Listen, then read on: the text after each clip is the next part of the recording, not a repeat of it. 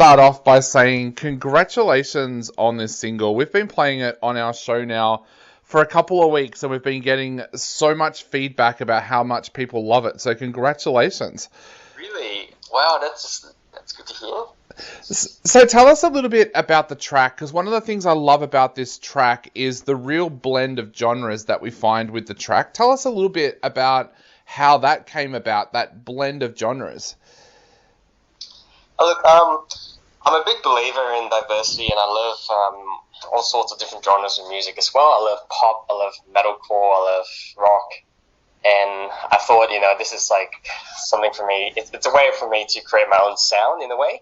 Yep. So I thought it'd be a good idea to blend the few different genres together. So I was actually working on a R&B track, and then I had a few, guitar riffs that I wrote before, and I thought, why not let's try blending the two together and see how it sounds, and that's sort of how it came about. Was there a lot of experimentation there? Because they are almost two very, very different genres, but like you said, it comes together perfectly on this track. So was there a lot of experimentation to get that to work? To some extent, yes. It was almost like writing two separate songs and just putting them together and hoping it works, basically. You're so vastly talented when it comes to different genres. When you sit down to write a track, how do you know what genre that track is going to be, especially when it comes to lyrics?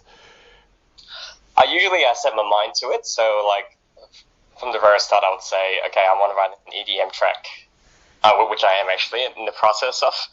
And I guess I just base all my instances around that and try to make sure I stick to that genre and, keep the elements that are specific to that genre. Yep. And talking of the lyrics, this is such a deeply personal track. Tell us a little bit about the lyrics and how they came together, and were they written from the heart for you? Yeah, so I'm a big believer as well that every song needs to come from somewhere, and every song I've written has some sort of meaning about a phase of my life. And this particular song, I actually wrote it for I haven't actually told her, but I wrote it about my girlfriend.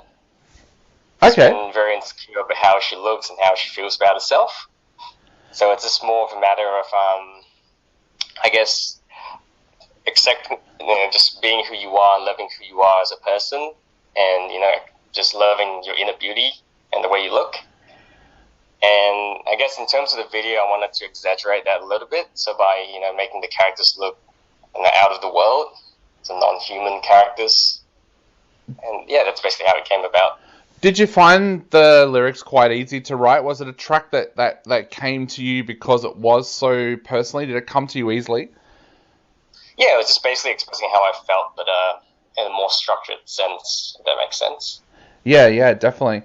And a lot of the feedback that we've received about the track so far has been people writing to us and saying, I really relate to what he's saying in that track. Is that something that people have reached out to you and said as well?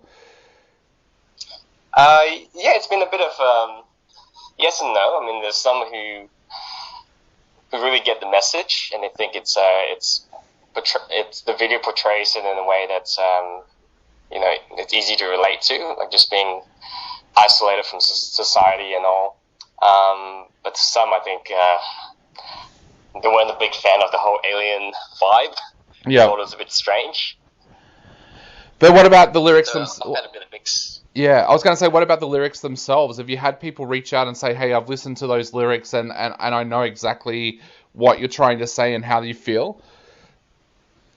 Yeah. So most of the feedback I've received regarding lyrics is it's very relatable to society at the moment, because I think everyone feels some sort of isolation from a certain group, or they feel like they have to belong somewhere. And I think quite a few people that have sent feedback to me, they can really relate to the song in terms of the lyrics. Yeah, you've also talked about the video, and we're going to put the video up so that our listeners can check it out as well. That was directed by Ben Kalgovis. Tell us a little bit about the concept behind the video and what it was like working with Ben to bring that concept to life. So Ben and I go way back. So he's actually produced, I think, 2 other videos for me. So we've been doing a lot of videos together. has a good vision. So how it works is I usually present Ben with an idea, like a concept idea of what I'm trying to do and the message I'm trying to get across, and then he basically just puts all the pieces together and creates a narrative from that. And obviously there's a bit of back and forth, and as soon as we both agree on an idea, he just executes the whole video basically. And was it difficult to put the video together while we've been with all these restrictions with COVID and the lockdowns and things like that? Did that make it a little bit harder to put together? Yes, it was very, very challenging actually, because it was filmed over 2 days, and the 2 days were actually about 4 months apart. So we actually did the band performance back in April, when there were no restrictions or anything like that. And then when we were planning to do the narratives, we had a few complications, so it was pushed back by a couple of weeks. And then we actually started filming 2 days just before Sydney's lockdown. So there was quite a few issues here and there, like quite a few risks that we had to take in terms of not wearing the mask as well in some areas, because that was before masks were mandated everywhere. Yep. So it was sort of frowned upon a little bit, but we made sure we were very quick with the shots, and as soon as we were done, we had the mask back on. And I think one of the main actors as well, he was stuck in Sydney for about 2 or 3 weeks after that as well, because he couldn't fly back to Brisbane. Oh wow! Well, Yeah. well, mate, the result has been an absolutely perfect video. And the other question that people have been asking us is Imperfections part of something bigger? Can we expect an EP or an album from you in the future, or at the moment are you just concentrating on releasing singles? So what I'm trying to do is something a little bit different. So I've actually got an album at the moment, but it's not actually a CD. It's a USB drive. So it comes in it comes in the same packaging as you would get, from any other album, but it's actually a card USB drive inside. Because I'm a big believer in just trying to move forward with technology as well. So what I've got is actually a USB drive album that has a QR code as well you can scan, and basically just download new tracks that come out. So every time I release a new single, it adds to the album. So if anybody out there wants a copy of that, how can they go about ordering it and getting a copy?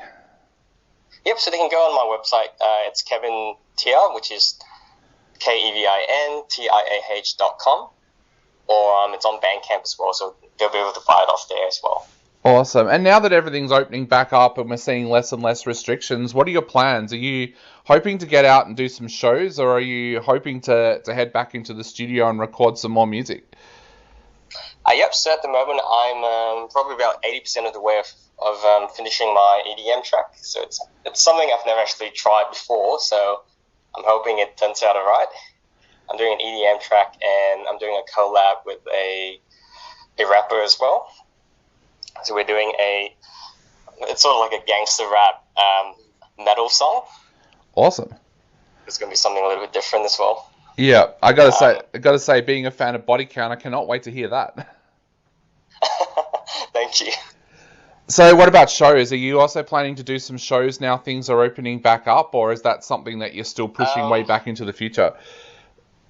Shows have always been a challenge for me because as a solo musician, obviously in the studio, I do all the instruments. Yep. So I don't actually have a band with me. So the last few shows I did, I actually had just a few different mates from different bands who were basically their session musicians.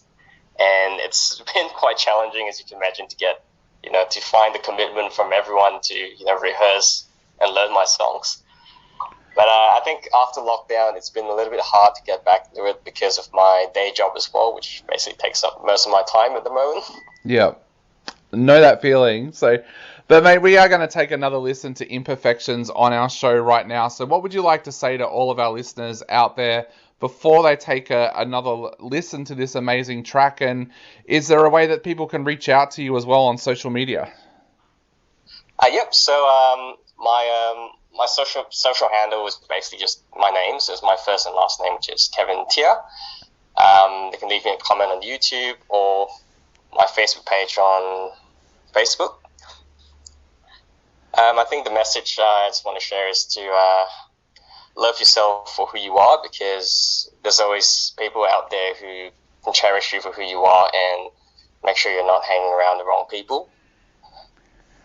Awesome.